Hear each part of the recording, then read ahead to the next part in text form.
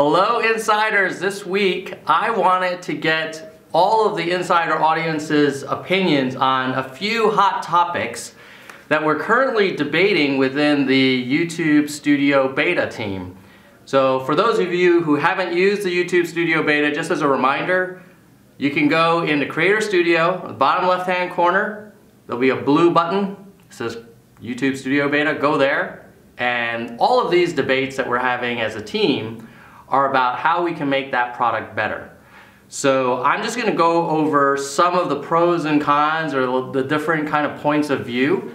And in the comments, if you could give us your thoughts, I promise you we will definitely read them and it could influence how we build the product. So without further ado, let's go to the first one.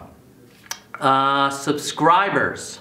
So yeah, we were in a meeting a week or two ago and we were looking at a proposed design for the YouTube Analytics overview page, and I actually posted on the community tab about this a week or two ago, but I'll describe it now. There was one design where the subscriber count was in the top right corner, most prominent thing you see, or one of the most prominent things you see, and another one where it was underneath some other cards which were showing like real-time views, total views, those kinds of things. So we'll put those screenshots actually in this video, so check those out. And there was a debate because some people were saying, hey, why do you have subscribers on the top? If they get to the YouTube Analytics page, they would have already seen the Studio dashboard where they have their subscriber count. So they don't need to go to Analytics and then see the subscriber count again. Why don't we show them the stuff that's not on the dashboard, that's new, that's fresh, that's kind of changing every minute? And then there's another school of thought that said, no, subscribers, that's like the time. That's like, you just always want to know what it is. And if you can't see it at a glance, you're not going to feel comfortable. You're going to be looking for it. So tell us what you think about that. There's even a third, more extreme school of thought that said, oh, you know what? The subscriber count should be on the top right corner of the screen wherever you go in Studio. These are the subscriber extremists. So let us know where you fall and why. All right, next issue. So a YouTube Analytics question. So you're in YouTube Analytics, you see these kind of what we call our curated or advisor view, which is like the high level cards summarizing what's going on. There is an opportunity to kind of go a level deeper, which we internally call our deep dive experience. And there's a debate about that. One school of thought is, of course you have to have a deep dive experience. In fact, you should make this thing like a data explorer where anybody can come up with any question they can think of and generally be able to slice and dice and pick this metric versus that metric over this specific period of time compared to that video. And that's what makes the current YouTube Analytics awesome, in that you can kind of answer any question you can think of. There's another school of thought that says, no. People don't want to be data explorers. They just want answers to their questions.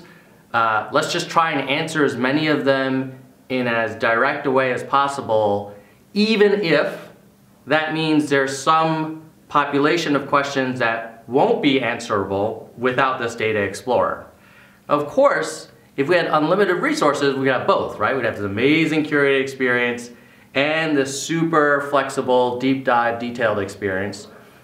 This is a prioritization question, and so where do you fall? Are you in the hey, make it as simple as possible, answer as many obvious questions as you can think of.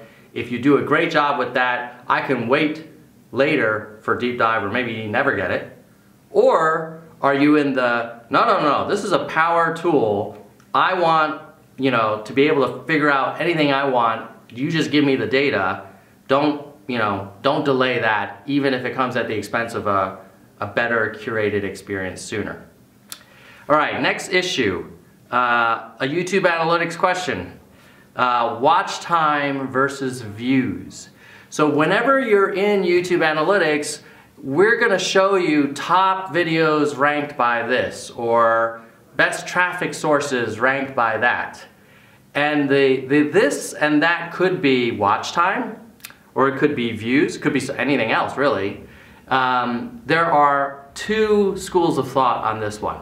So there are folks in the watch time camp who would say, hey, watch time at the end of the day is the best representation of value provided to viewers.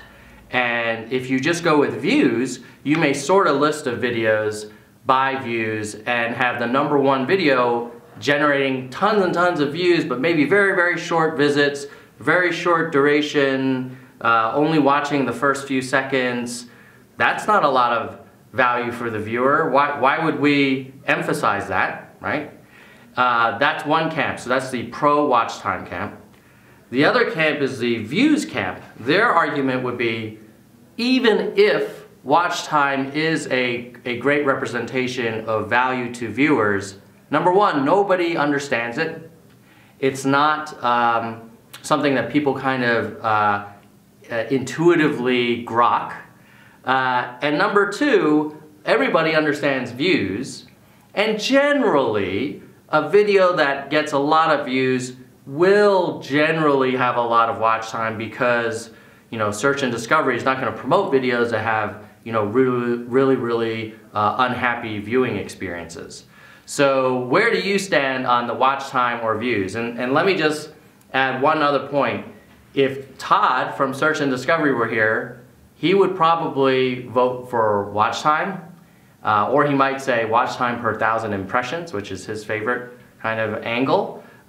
So the debate is always like the scientifically most accurate thing that maybe most people don't really internalize, or the thing that everybody gets but may not be as accurate as it could be in terms of representing value to viewers.